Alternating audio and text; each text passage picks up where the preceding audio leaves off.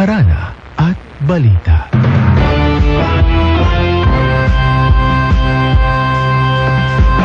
Sa balita, yan ang aming panata. DZBB Super Radio 594. Lagi naka-alerto, serbisyong totoo. DZBB Kapuso nyo sa radyo. Walang kinikilingan, walang pinoprotektahan.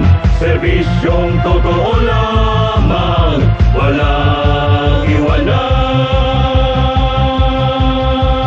May paninindigan, matatag, maaasahan. DZBB Super Radio 594. Kapusong Pilipino, lahat Super Radio. DZBB Serbisyong totoo. Walang kinikilingan, walang pinoprotektahan.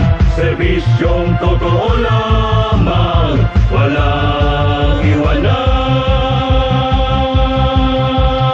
DZBB Super Radio.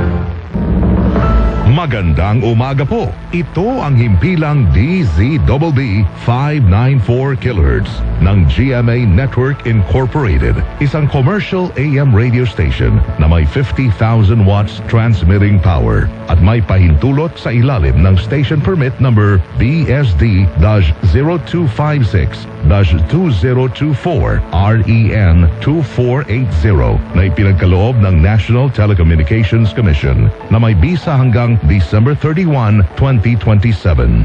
Ang DZBB Studio ay nasa GMA Complex, EDSA Corner Timog Avenue, Diliman, Quezon City. At ang transmitter ay matatagpuan sa Barangay Panghulo, Obando, Bulacan, Republika ng Pilipinas. Ang GMA Engineering ay pinamumunuan ni Engineer Elvis B. Ancheta na may Professional Electronics Engineer number 897.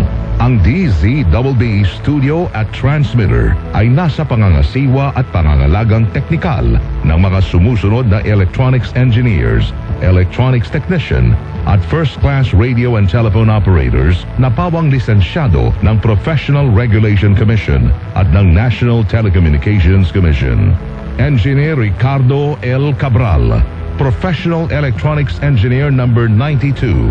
Engineer Benjamin B. Dacanay Jr., Electronics Engineer number 23028. Engineer Jose Marie C. De Guzman, Electronics Engineer number 43051.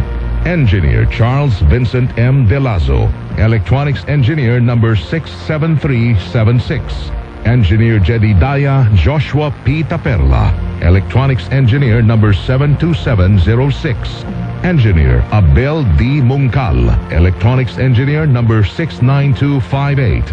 Kent Lawrence M. Rivera, Electronics Technician number 23079. Javin F. Zapata, Electronics Technician number 20948. John Carlos C. Cagumbay, 97-1PNCR-20133.